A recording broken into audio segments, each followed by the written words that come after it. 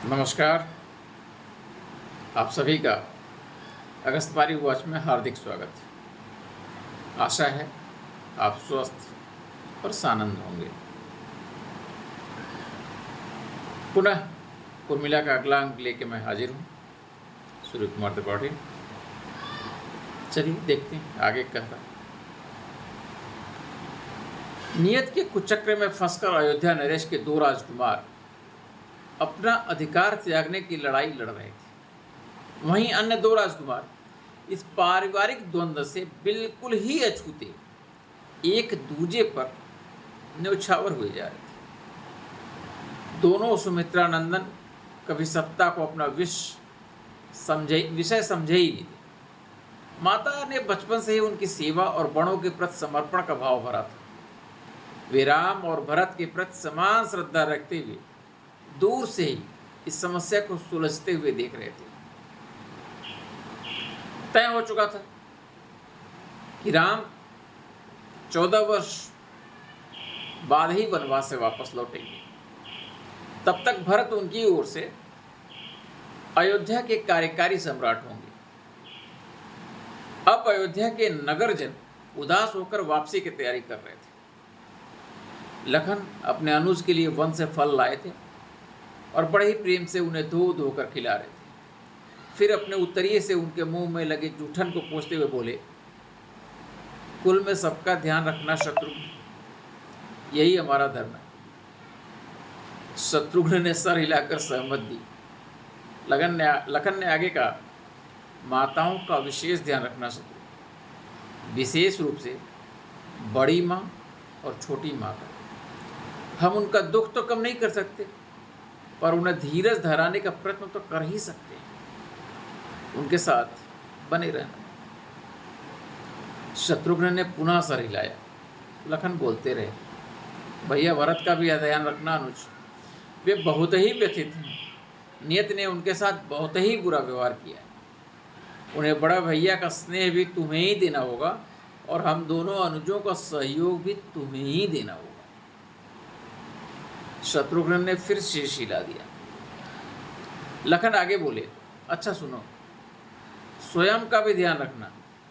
तुम्हारे तीनों बड़े भाई कहीं भी रहें, तुम पर उनका स्नेह, उनका आशीष बरसता ही रहेगा। खुश रहना। शत्रुघ्न अब स्वयं को रोक नहीं सके। लखन की आंखों में आंख डालकर कहा, और भाभी के लिए कुछ नहीं कहेंगे भैया? आपको उनकी जरा भी चिंता नहीं?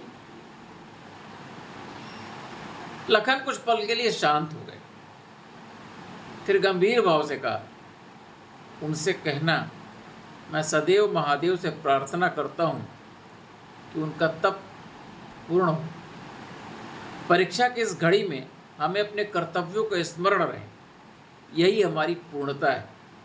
और सुनो, मुझे सचमुच उनकी चिंता नहीं होती। मुझे स्वयं से अधिक भरोसा उन पर है। भैया भाभी भी आई हैं, अब उनसे नहीं मिलेंगे? हाँ, लक्ष्मण का मुंह पल भर के लिए सूख गया, पर शीघ्र ही सामान्य भी हो गए। मुस्कुरा कर कहा, बड़े नटखट हो, सब अपनी ही ओर से बोल रहे हो ना? सुनो, हमें मिलने की आवश्यकता नहीं, हम साथ ही हैं। हमने मिलकर तय किया था कि 14 वर्षों तक स्वयं को भूलकर केवल परिवार के लिए जिएंगे। अपने कर्तव्य पर डटे रहकर हम अलग होते हुए भी साथ ही होंगे। शत्रुघ्न चुपचाप देखते रहे अपने बड़े भाई की ओर, जैसे किसी देवता की मूरत को निहार रहे हों। फिर मुस्कुराकर कहा, मैं सचमुच परिहास ही कर रहा था भैया। भाभी ने कहा है आप उनकी चिंता न कीजिएगा। राजा जनक की बेटी अयोध्या राजमहल के आंगन को अपने आंचल से बांध कर रखेगी। कुछ न बिखरेगा, कुछ न टूटेगा। शत्रुघ्न की आंखें भीगने लगी थी और लखन ने उन्हें प्रेम से गले लगाया।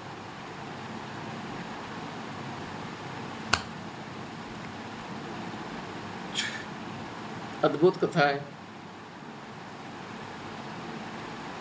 और भाव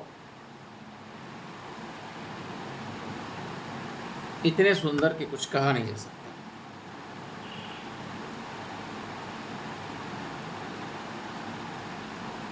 अश्रु बहाने की आज़ादी नहीं है, यहाँ पे व्यवस्था है।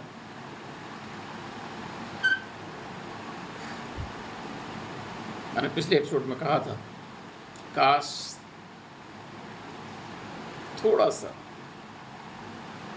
रंच मात्र हमारे भीतर राम, लक्ष्मण, भरत, शत्रु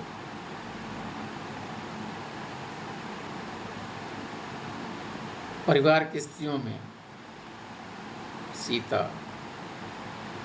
उर्मिला होती, क्या बात। खैर, कथा का अगला अंक शीघ्र ही आएगा। तब तक के लिए जय श्री राम।